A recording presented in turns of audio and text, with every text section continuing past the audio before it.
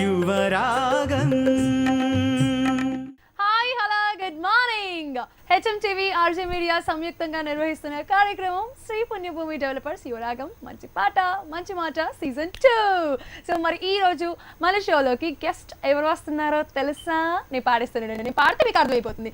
Oh my love ఏ చోట ఉన్నా, oh my love నిన్ను చూసి పడిపోయా ఆన్ ద స్పాట్, నిన్ను చూసి పడిపోయా ఆన్ ద స్పాట్ అండ్ ఇలాంటివి. హ్యాపీ హ్యాపీ సే ఫుల్ టు బిందాసే.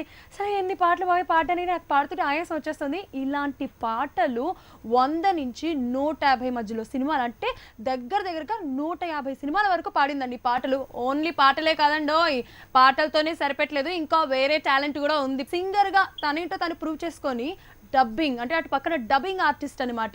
అసలు రోజులు మారాయి, జెంటిల్మెన్, బ్రహ్మోత్సవం, కుమారి 21F, కృష్ణగాడి వీర ప్రేమ గాథ, ఇలాగా బోల్డని సినిమాస్కి హీరోయిన్స్కి డబ్బింగ్ కూడా ఇచ్చేసిందండి బాబు.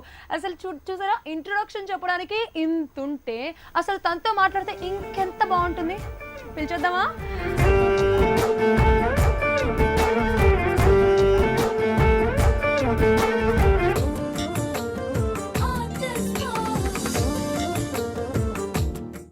Yes, hi Lipsika, please welcome to యువరాగం మంచి పాట మంచి మాట. Thank you. యువరాగం మంచి మాట మంచి పాట. లిప్సికా, మీరు చూడ్డానికి చబ్బీగా, చాలా ముద్దుగా, బబ్లీగా చాలా బాగుంది. నేనైతే నాకైతే పిచ్చిగా నచ్చేసారు. రియల్ గా ఇంకా చాలా బాగున్నారు. Thank you so much.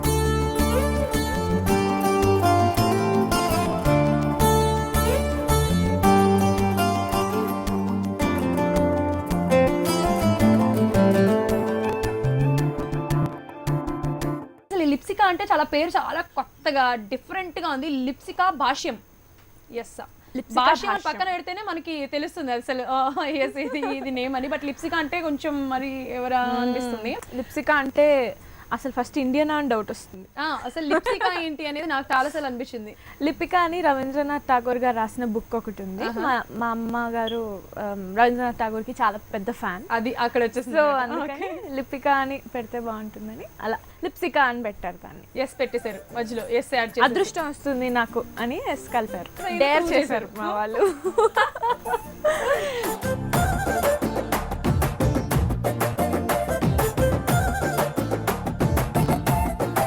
అసలు ఇవన్నీ కాకముందు లిప్సికా ఏం చేసేది? అండ్ అలాగే మీ మామ్, మీ డాడ్ ప్రపంచంలో ఉన్నవన్నీ చదివి French diploma, everything. My dad is communication skills trainer, freelancer, and soft skills, behavioural skills అన్నీ అనమాట. బిజినెస్ మేనేజ్మెంట్ స్కూల్స్కి వర్క్స్ ఫర్ దెమ్. సో ఫ్రీలాన్సింగ్గా నేను ఎంబీఏ ఫినిష్ చేశాను.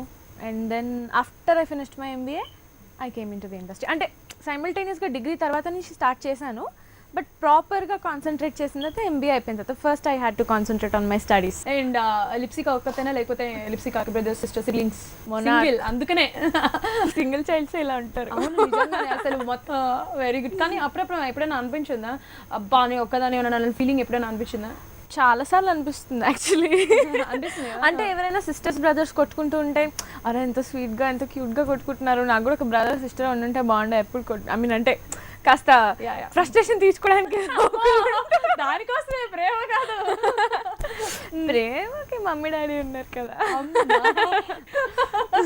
మరి anyway I really miss having a sibling. చాలా సార్లు అనుకుంటా. రాఖీ అప్పుడు కూడా మా పెద్దమ్మ వాళ్ళ అబ్బాయిలకి, మా కజిన్స్ అందరికి కూడా రాఖీ కట్టప్పుడు నాకు సొంత అన్నయ్య ఉండుంటే ఆ ఇంట్లోనే కట్టుకునేదాన్ని.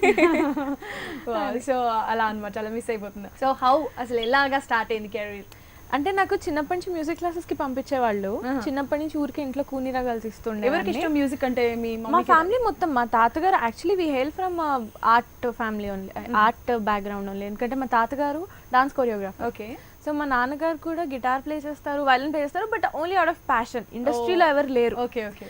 ఊరికే ప్యాషన్ వల్ల అట్లా మ్యూజిక్ చాలా ఎక్కువ వింటారు అండ్ ఎక్కువ లైక్ చేస్తారు మా ఇంట్లో. సో సరే నేర్పిద్దాము అది ఇది అని. అయితే డాన్స్ నేర్పిద్దాం అనుకున్నారు ఫస్ట్. తర్వాత ఒక 1-2 years నేర్చుకున్నాక అబ్బాయి డాన్స్ కాదండి మేము సింగింగ్. ఓకే. ఎందుకు అలాంటి డెసిషన్ తీసుకున్నారు? మా నాన్నగారు ఏమనుకుంటారంటే ఒక ఏజ్ వచ్చిన తర్వాత డాన్స్ చేయలేరు, సింగింగ్ అయితే ఎంత ఓల్డ్ అయిపోయినా కూడా చేయొచ్చు హ్యాపీగా, గుడ్ సో ఐడియా. బాగుంటుంది, సింగింగ్ బెటర్ అని సింగింగ్లోకి దింపారు. నాకు అసలు ఇంట్రెస్ట్ ఉండేది కాదు, తల పట్టుకుని క్లాస్కి వెళ్ళేదాన్ని. ఏంటి నాకు ఈ గోలా అనుకునేదాన్ని. కానీ ఇప్పుడు డాడ్ వాళ్ళు ఇప్పుడు ఇంకా నాకు ఎవరు చెప్పకపోయినా నేనే వెళ్తాను, నేనే ఏమో నేను ఇంకా మాకు నేర్పిస్తారు మాలాంటి వాళ్ళకి ఇట్లా ఎట్లా చేయాలి, ఏం పాడాలని. లేదు, I have to learn a lot. ఇంకా చాలా ఉంది నేర్చుకోవాల్సింది. ఒక స్టాండర్డ్ రావడానికి కూడా నేను ఇంకా చాలా నేర్చుకోవాలి. అసలు బేసిక్స్ ఎవరి దగ్గర నేర్చుకున్నారు? మీ డాడీ వాళ్ళు ఎవరి దగ్గర పంపించారు బేసిక్స్? శకుంతలాదేవి గారు అని వనస్థలిపురంలో ఉంటారు. ఆవిడ దగ్గర చిన్నప్పటి నుంచి ఆవిడ దగ్గర నేర్చుకున్నారు.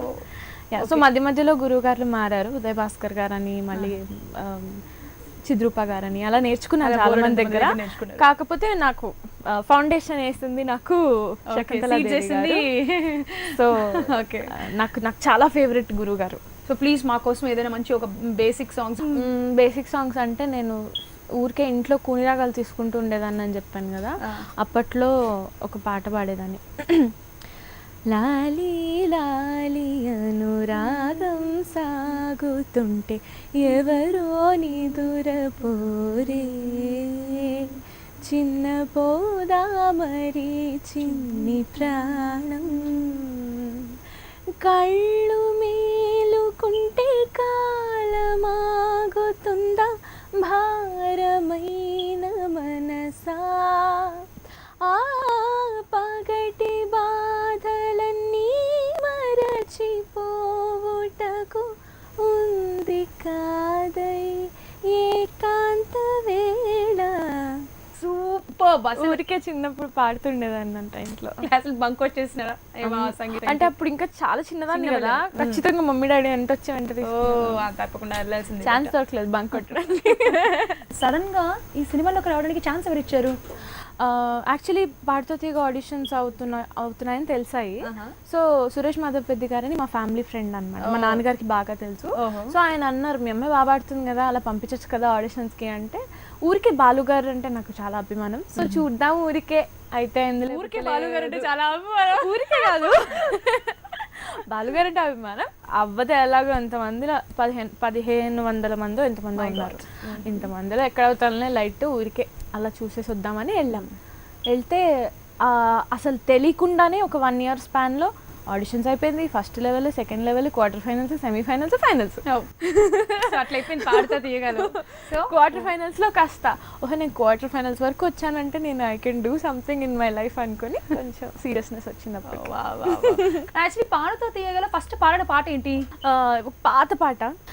ఆహా అందము చిందే హృదయ కమలం అందుకునే రాజుకడే, ఆహా అందుకునే రాజుకడే.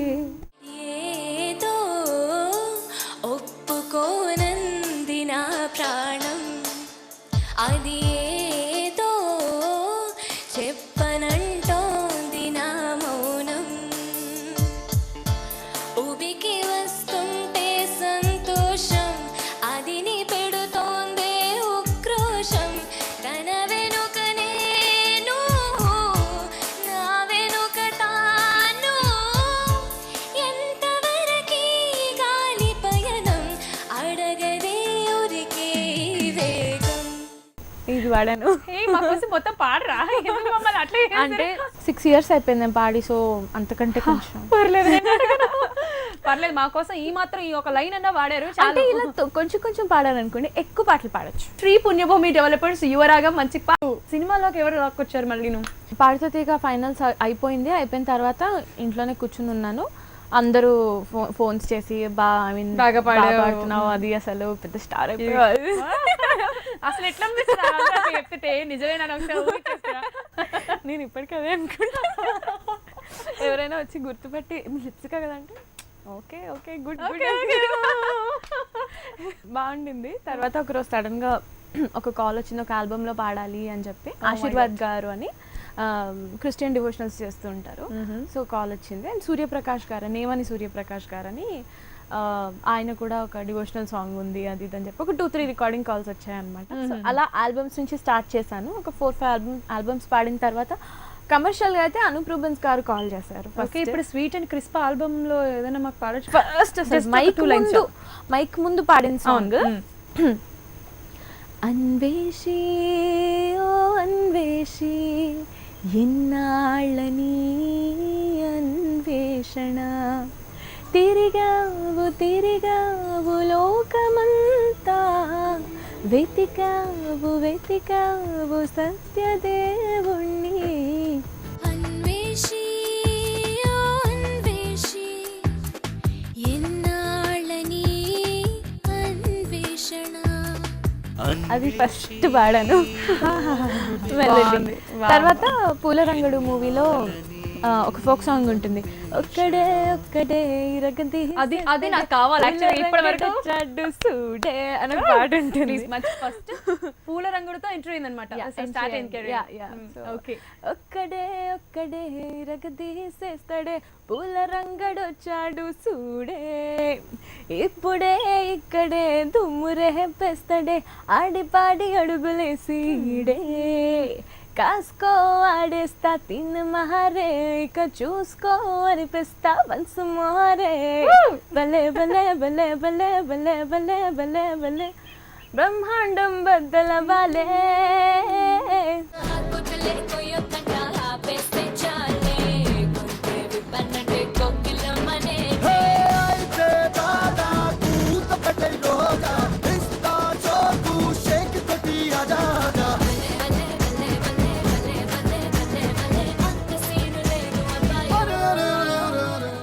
అది ఉంటుంది అసలు సాంగ్ నేను పాడింది. ఫోక్ సాంగ్ అది కూడా. అప్పటి వరకు కూడా అంత క్లాసికల్ అట్లానే ఉండింది. అక్కడి నుంచి కొంచెం సినిమా పాటలు ఓహో ఓకే అంటే కొత్త పాట విని నేర్చుకోవడం అనమాట. సినిమా పాటలు అంటే అప్పుడు పాడితే తీగలో అన్ని మూవీ సాంగ్సే పాడాను. కాకపోతే ఒక రికార్డింగ్ లో అప్పటిదప్పుడు ఒక డైరెక్టర్ సాంగ్ ఇస్తే నేర్చుకుని పాడడం it's like completely new and చాలా కష్టం కూడా అనిపించింది. సో ఫైనలీ సక్సెస్ అయ్యారు. సక్సీడ్ అవ్వలేదు, అవుతున్నా దాంట్లో.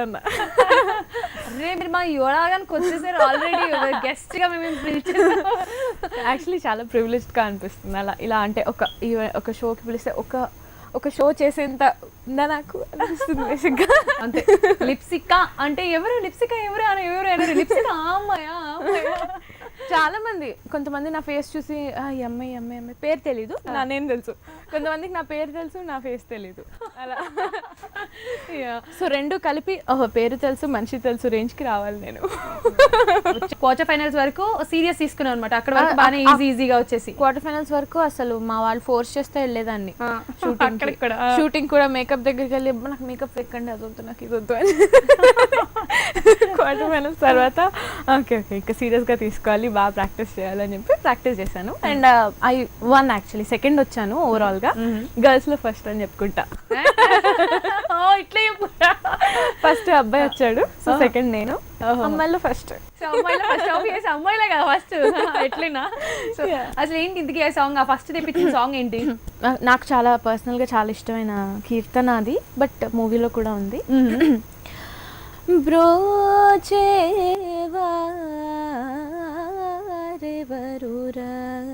నీను వినా రఘువరా నను బ్రోచేవారెవరురా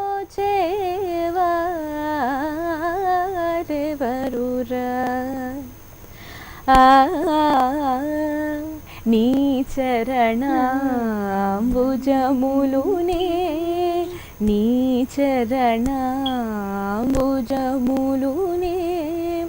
విడజాల కరుణాల వాల బ్రోచేవారెవరురా.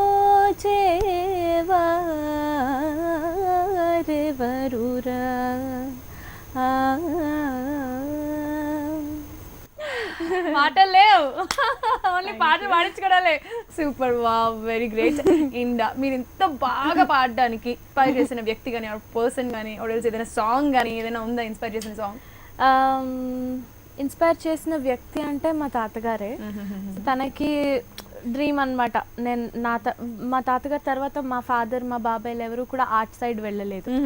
సో నా మీద హోప్స్ పెట్టుకుని నాకు మ్యూజిక్ నేర్పించారు కదా. సో అంటే ఎందుకు అలా చేంజ్ అయింది నా మైండ్ అనేది నాకు తెలియదు. But one fine day I felt like అరే ఆర్ట్ ఇంకా ముందుకు తీసుకెళ్ళాలి, ఫర్దర్గా నా తర్వాత జనరేషన్స్కి కూడా ఆర్ట్ వెళ్ళాలి మన ఫ్యామిలీలో అని సడన్ గా ఒక రోజు రియలైజ్ అయ్యా. ఎందుకు తెలియదు వచ్చేసింది లిప్సికా అంటే ఎవరో తెలియజేసిన సాంగ్ ఏంటి? ఏ మూవీ మ్యూజిక్ లిప్సికా అంటే ఇంట్రొడ్యూస్ చేసిన మూవీ ప్రేమ కథా చిత్రం. 100% అసలు ప్రేమ కథా చిత్రం తర్వాత నా మీద నాకు కాన్ఫిడెన్స్ వచ్చింది that I can do playback you know and people consider me, నన్ను పిలుస్తున్నారు రికార్డింగ్స్కి అని చెప్పి నాకు చాలా ఆపర్చునిటీస్ వచ్చాయి ప్రేమ కథా చిత్రం తర్వాత. So I'm very grateful to Jeevan గారు. ప్రేమ కథా చిత్రం నుంచి ఇప్పటి వరకు కూడా జీవన్ గారు ఆల్మోస్ట్ అన్ని మూవీస్లో I been a part of his music. So నాకు చాలా హ్యాపీగా అనిపిస్తుంది. ఎప్పటికైనా నేను రుణపడి ఉంటాను జీవన్ గారికి. ఎందుకంటే ఆ ఒక్క 2 సాంగ్స్ ప్రేమ కథా చిత్రంలో ఇప్పటికి కూడా నేను ఎవరికైనా ప్రేమ కథా చిత్రంలో పాడాను అంటే ఖచ్చితంగా గుర్తుపడతారు. So I'm really happy about it. And అందులో నేను పాడిన పాటలు ఒకటి రేవంత్తో పాడాను. నీతో నాకేదో స్నేహం మొదలైంది, నీ వైపేనే వస్తున్నా, నాతో ఈరోజే మౌనం మాట్లాడింది, ఇన్నాళ్ళు పరిగెడుతున్నా, నాలా ఉన్న నీవే నేనా, నీలా ఉన్న నేనే నీవా, I just love you baby, you're my heart, come to me janatu. అదొకటి. అండ్ ఇంకోటి ఓ మై లవ్ ఏ చోటు ఉన్నా నీడల్లే నీ వెంట ఉన్నా, నన్నే నేను నీలో చూస్తూ ఉన్నా,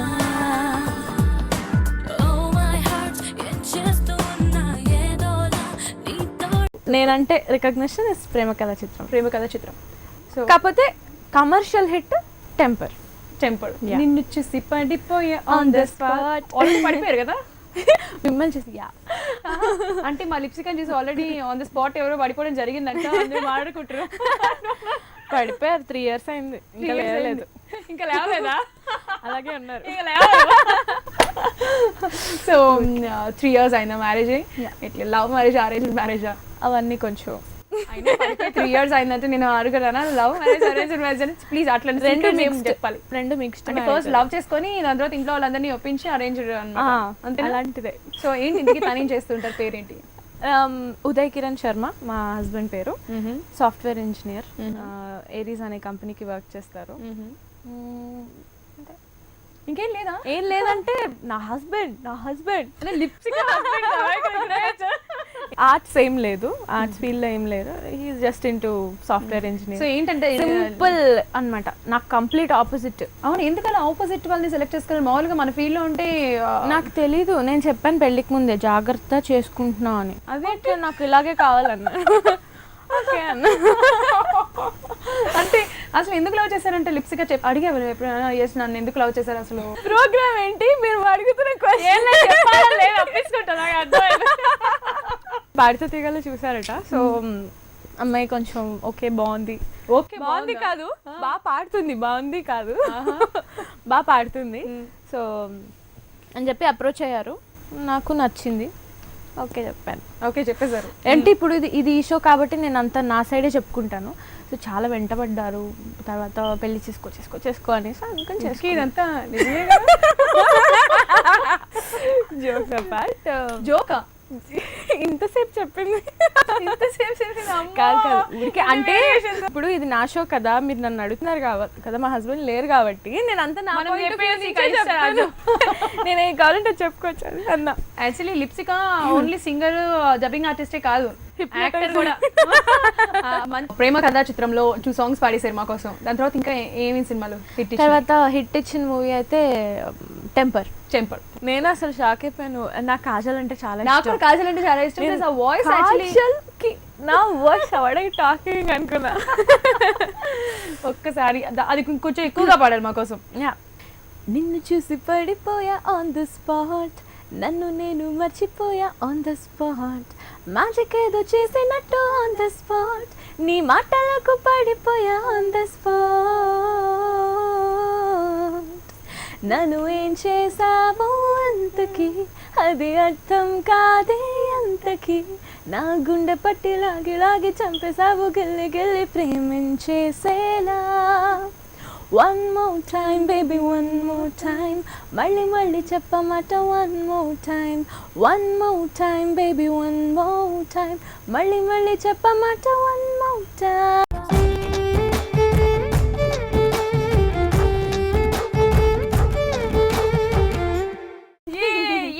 అండ్ దాని తర్వాత ఎక్స్ప్రెస్ రాజా అని శర్వానంద్ గారి మూవీ, అందులో ఈ వింత నీదిగా అని ఒక పాట పాడాను. నాకు చాలా ఇష్టం ఆ పాట. ప్రవీణ్ లక్కరాజు గారు నాకు ఆపర్చునిటీ ఇచ్చారు. అది ఇట్ గోస్ లైక్ నీకు నాకు మధ్యలో ఇంకా ఊపిరారదో అంత దూరాన్ని చేరగా చూస్తూ ఉంటే కళ్ళలో తేలదే కలో కదో నువ్వు చేసేదే మాయగా ఈ వింత నీదిగా.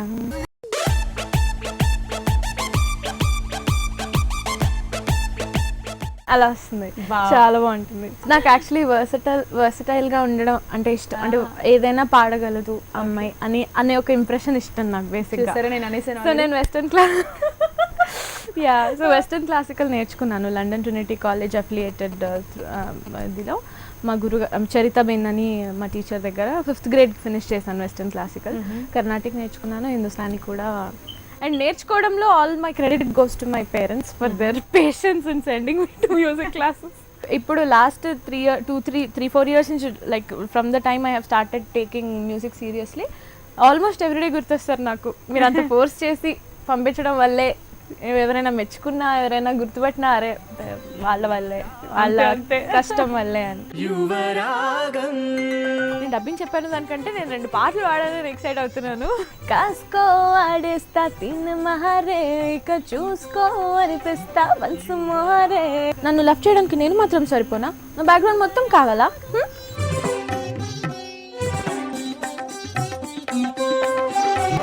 యువరాగం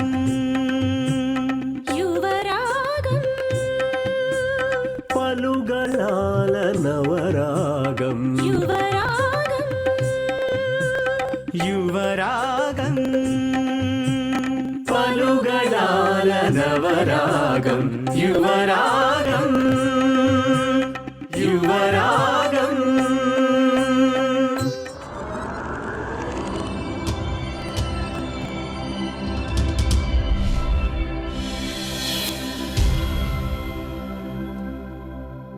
ఈ కార్యక్రమాన్ని మీకు సమర్పిస్తున్న వారు Shri Punyabhoomi developers, co-sponsored by Akshara chit funds private limited.